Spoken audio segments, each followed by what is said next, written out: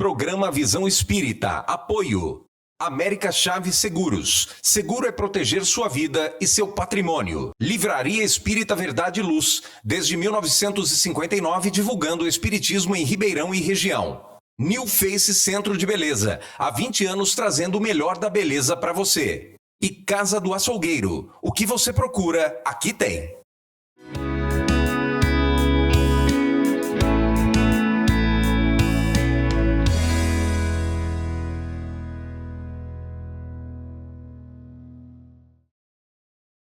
O programa Visão Espírita pede licença nesse momento para mais uma vez adentrar ao seu lar, amigo telespectador, telespectadora, levando uma mensagem de fé, de otimismo, de esperança e hoje especialmente de muito amor, pois faremos um programa dedicado ao Dia das Mães.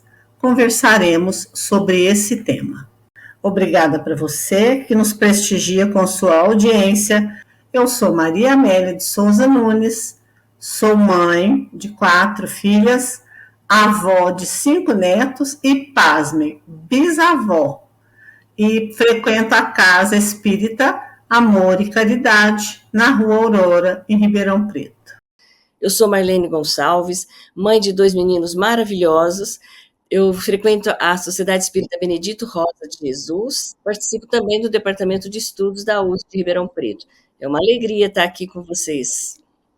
Eu sou a Sandra de Oliveira Faria, sou mãe de 2 filhos, sou de Ribeirão Preto, né? Frequento a Casa Benedito Rosa de Jesus, também a Casa da Esperança. É uma alegria estar aqui com todos vocês para essa comemoração do Dia das Mães. Então vamos começar. Começaremos pelo editorial, a poesia Mãe, de Maria Dolores.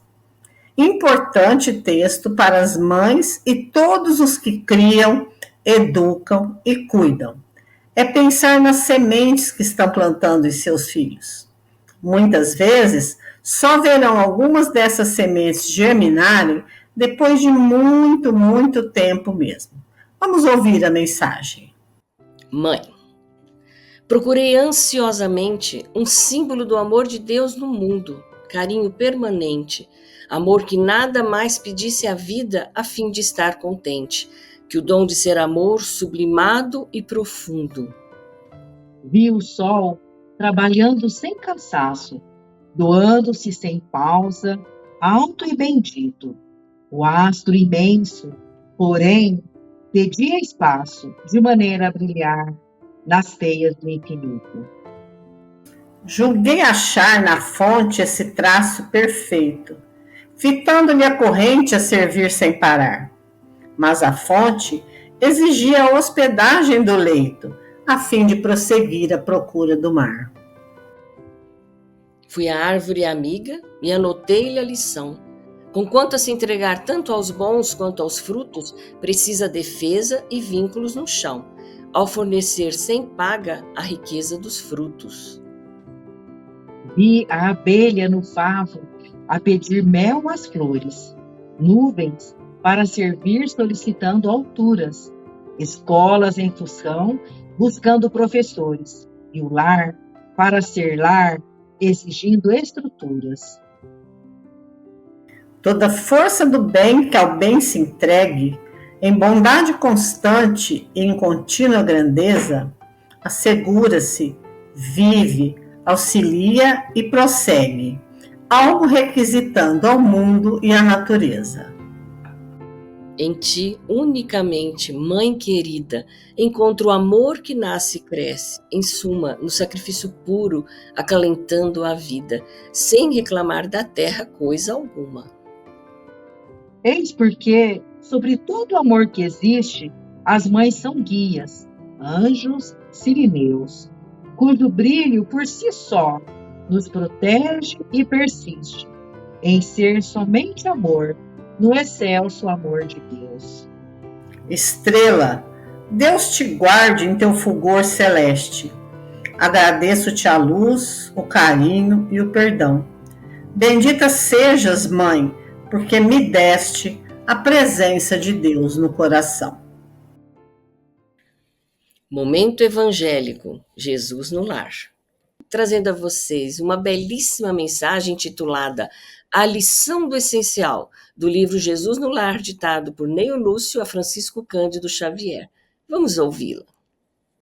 Discorriam os discípulos entre si quanto às coisas essenciais ao bem-estar, quando o Senhor, assumindo a direção dos pensamentos em dissonância, acrescentou: é indispensável que a criatura entenda a própria felicidade, para que não se transforme, ao perdê-la, em triste fantasma da lamentação. Longe das verdades mais simples da natureza, mergulha-se o homem na onda pesada de fantasiosos artifícios, exterminando o tempo e a vida através de inquietações desnecessárias. E como quem recordava incidente adequado ao assunto, interrompeu-se por instantes e retomou a palavra, comentando: ilustre dama romana, em companhia de um filhinho de 5 anos, dirigia-se da cidade dos Césares para Esmirna, em luxuosa galera, um tipo de barco, da sua pátria.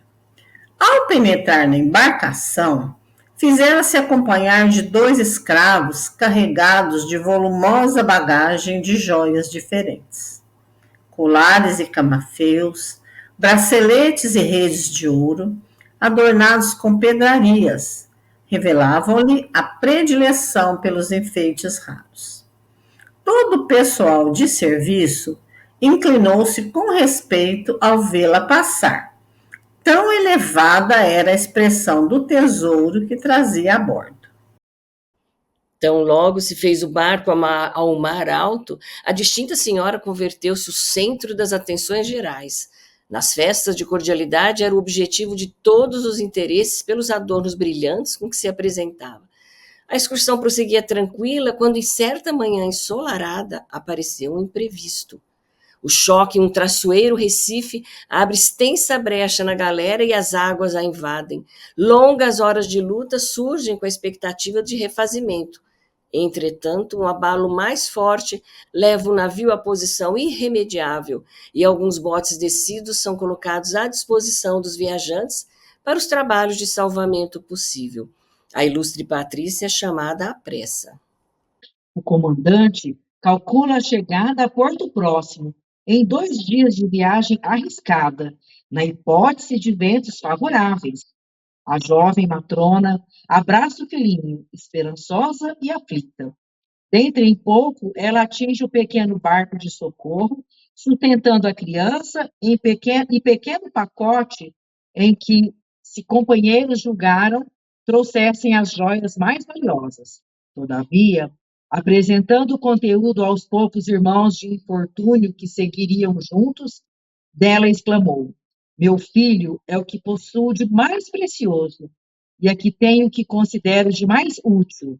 O insignificante volume continha 2 pães e 10 figos maduros, com os quais se alimentou a reduzida comunidade de náufragos durante as horas aflitivas que os separavam de terra firme.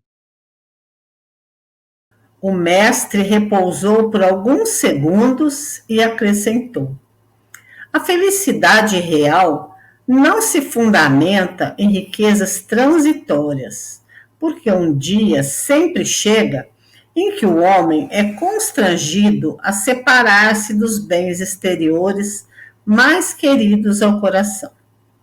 Os loucos se apegam a terras e moinhos, moedas e honras, vinhos e prazeres, como se nunca devessem acertar contas com a morte.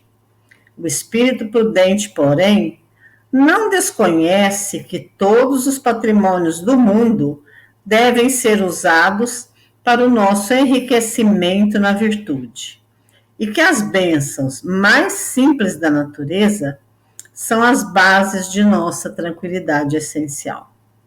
Procuremos, pois, o reino de Deus e sua justiça, tornando à terra o estritamente necessário à manutenção da vida física e de todas as alegrias ser-nos-ão acrescentadas. Esse texto é muito providencial para o dia que estamos comemorando. Para as mães, o mais importante são os filhos e alimentá-los. Muito importante essa fala, essa reflexão, para que a gente entenda que nossos filhos são, na verdade, outros seres, né? Não são os nossos sonhos, os nossos pensamentos.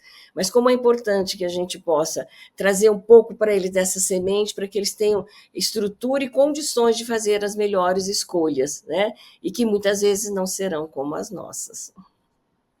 Nesse bloco de estudo da codificação espírita, trazemos reflexões, então, sobre a maternidade, extraídas do capítulo 14 do livro do Evangelho segundo o Espiritismo. Honra a teu pai e a tua mãe. Nesse capítulo, Kardec selecionou uma linda mensagem do Espírito de Santo Agostinho, na qual ele chama a nossa atenção sobre a importância da maternidade. Maria Amélia, podemos entender que a maternidade é uma missão? Bom, Santo Agostinho responde que sim, e faz um chamamento para nós. Ele nos diz: espíritas, compreendam agora o grande papel da humanidade. Compreendam que quando produzimos um corpo, a alma que nele encarna vem do espaço para progredir. Fiquem atentos e procurem saber dos seus deveres e ponham todo o seu amor em aproximar de Deus essa alma. Essa é a missão que está confiada a vocês ou a nós, pais, e cuja recompensa receberá se a cumprir fielmente. Marlene, essa missão pode ter sucesso? De que maneira? Sim, pode. Os cuidados e a educação que demos aos nossos filhos é que vão auxiliar no seu aperfeiçoamento e no bem-estar futuro. O Santo Agostinho nos lembra que a cada pai e a cada mãe será perguntado: o que você fez do filho que foi confiado à tua guarda? Se por sua culpa ele se conservou atrasado, vê-lo entre os espíritos sofredores será um sofrimento, quando de você dependia que ele fosse feliz. Então, vocês mesmos, pais, assediados de remorsos, pedirão que seja concedido reparar a sua falta. Solicitarão, para você e para ele, outra encarnação em que o cerque de melhores cuidados, em que ele, cheio de reconhecimento, retribuirá com seu amor. Olha que visão bonita, que lição que Santo Agostinho está nos trazendo. Mas aí eu pergunto, e quando a criança não corresponde aos sonhos dos seus pais, hein, Sandra? E quando a criança parece odiar estar ali naquela família? Santo Agostinho nos alerta que não nos afastemos dela, pois a criancinha que repele sua mãe ou que apaga com ingratidão, não foi o acaso que fez assim e que a entregou a vocês, né, ou a nós.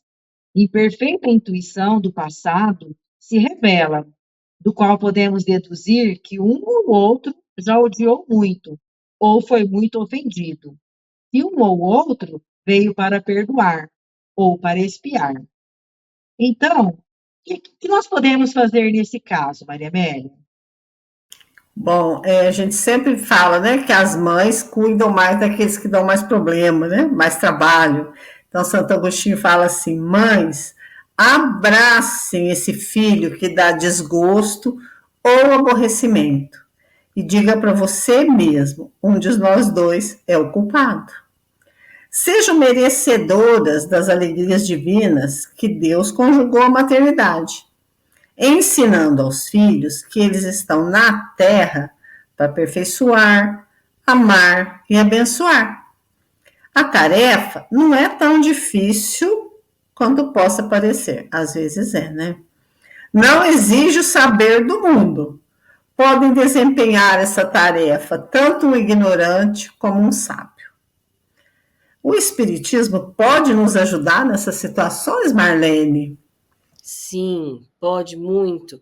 Ele pode nos ajudar na medida em que vai nos facilitar a compreensão, nos ajudar a entender por que que isso acontece, a causa das imperfeições da alma humana. Desde pequenininha, a criança já manifesta uns instintos bons ou maus que ela traz das vivências anteriores. E aí os pais devem ficar atentos para observar esses instintos que vão aparecendo. Porque todos os males, na verdade, se originam do quê? Egoísmo e do orgulho. E se os pais observarem com atenção os menores indícios reveladores desse germe, desses vícios do orgulho, né, do egoísmo, e cuidar de combater logo no início, sem esperar que eles cresçam e lancem raízes profundas. E aí eu pergunto então, Sandra, o que a gente deve fazer quando perceber esses sinais aí de egoísmo e de orgulho na criança? Bom, podemos ver também o que Santo Agostinho nos diz ainda nessa mensagem, né? Façam como o bom jardineiro, que arranca os brotos defeituosos à medida que os vê aparecer na árvore, né? Se deixarem que se desenvolvam orgulho e egoísmo, não se espantem de serem mais tarde pagos com a ingratidão. Quando os pais tiverem feito tudo o que deviam pelo adiantamento moral de seus filhos, se não alcançaram êxito, não têm que se culpar a si mesmos e podem conservar tranquila a consciência. A essa amargura muito natural que a gente experimenta, né, devido ao insucesso, aos nossos esforços, Deus nos reserva uma grande e uma imensa consolação, na certeza de que não se trata apenas de um atraso momentâneo e que lhe será dado concluir em outra existência a obra começada e que um dia o filho ingrato os recompensará com seu amor. Às vezes parece difícil, né? Não tão fácil vivenciar tudo isso.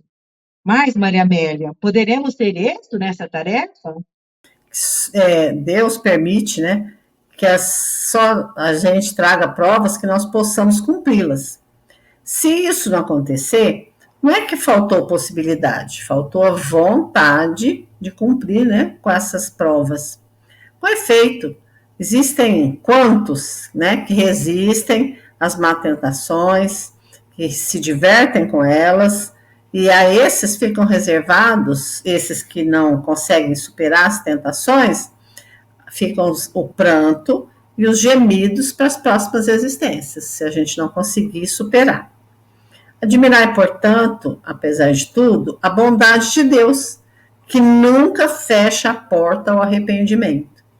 Vem um dia em que o culpado, cansado de sofrer, com orgulho abatido, Deus abre os braços para receber o filho pródigo que se lhe lança aos pés.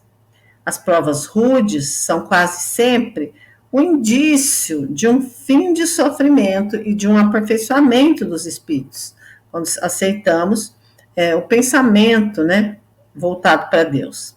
É um momento supremo no qual, principalmente, o espírito cumpre não falir, não errar, se não quiser perder todo o fruto das provas e ter que recomeçar. Em vez de se queixarem das provas difíceis, agradeçam a Deus, agradeçamos todos nós a Deus, a oportunidade que Ele oferece para vencermos, a fim de conseguirmos o prêmio da vitória. Que vitória, né? Sair do turbilhão do mundo terrestre e entrarmos no mundo dos espíritos, onde seremos aclamados como soldados vencedores da luta. Essa prova parece tão difícil, Marlene. Por quê? Porque de todas as provas, as mais duras, as mais difíceis, são aquelas que afetam o coração. Uma pessoa pode muito bem suportar com coragem a miséria e privações materiais, pode cair ao peso das amarguras domésticas. Quando ela sofre a ingratidão dos familiares, aquilo pega fundo o seu coração. Que triste angústia é essa? Santo Agostinho nos alerta aí que nessas circunstâncias, o que mais pode restabelecer a coragem moral, além do conhecimento das causas, né, do que tá trazendo isso, é a certeza de que não há um desespero eterno, que por mais prolongado que seja esse sofrimento, despedaçamento da alma, por mais que isso seja longo, vai ter um fim, porque Deus não quer nunca que a pessoa sofra indefinidamente. Que mais reconfortante é a ideia, que mais animadora, essa ideia de que são os nossos esforços, é dos nossos esforços que depende abreviar esse sofrimento, depende da gente. Como? Mediante a destruição dentro de nós dessas causas do mal.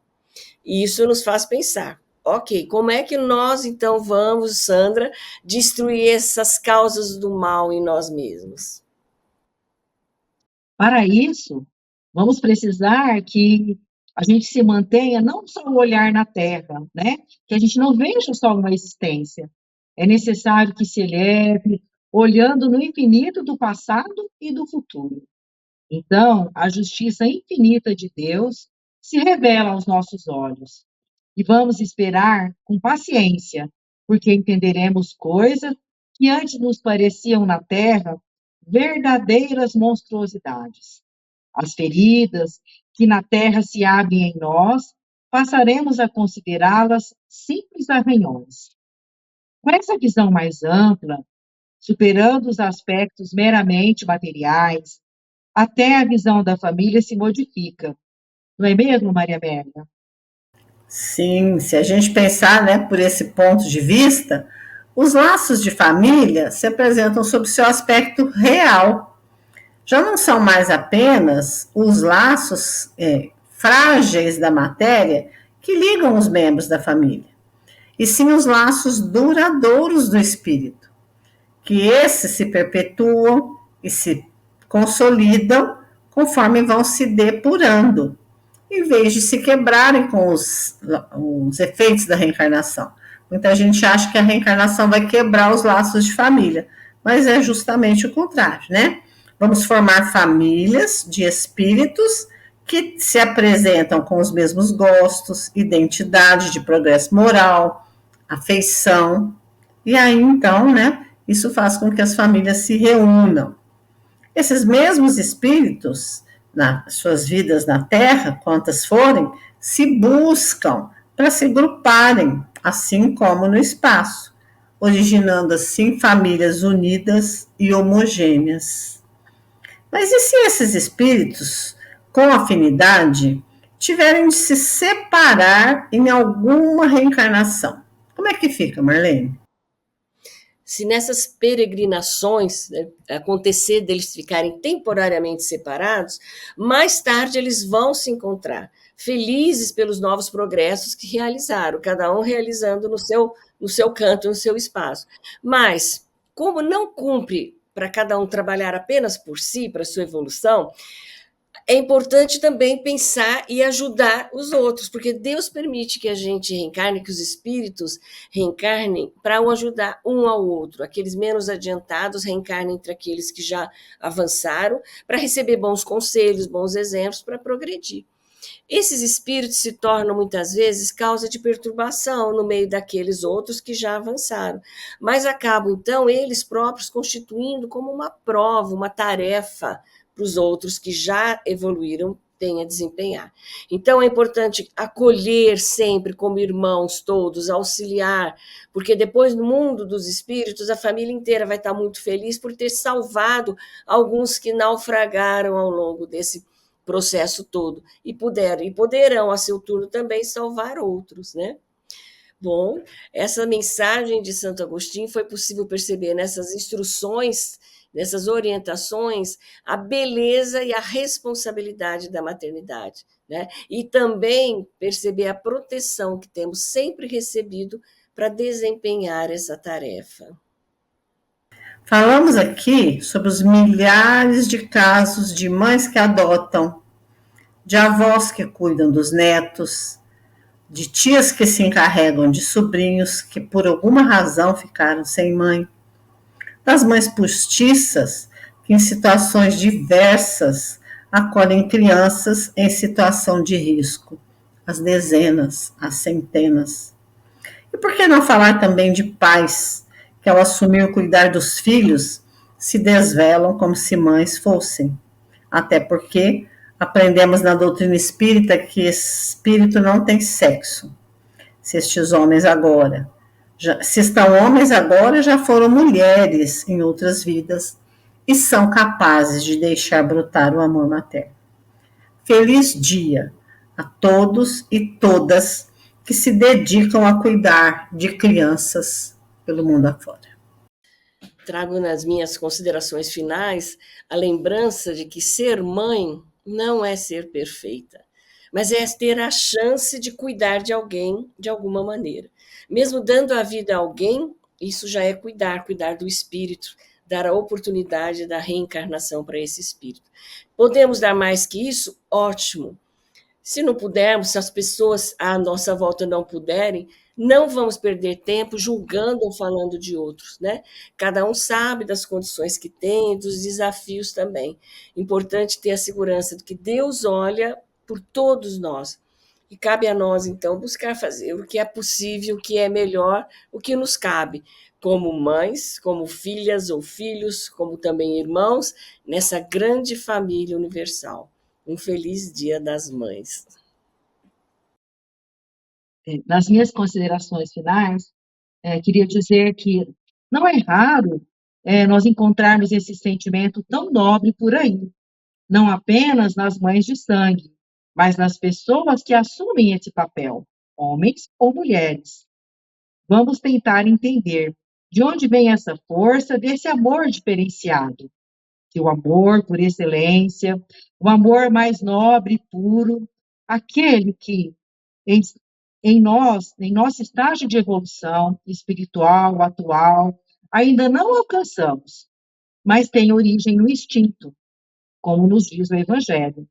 Mas um dia todos chegaremos lá, nesse estágio de sentimento de amor puro e nobre. Quero também desejar um feliz Dia das Mães a todas as mães, a todos os pais que também fazem o papel de mãe. O programa Visão Espírita agradece a você, amigo telespectador, por sua companhia. Esperamos encontrá-lo no próximo programa. Até lá. Programa Visão Espírita. Apoio. América Chaves Seguros. Seguro é proteger sua vida e seu patrimônio. Livraria Espírita Verdade e Luz. Desde 1959, divulgando o espiritismo em Ribeirão e região. New Face Centro de Beleza. Há 20 anos trazendo o melhor da beleza para você. E Casa do Açougueiro. O que você procura, aqui tem.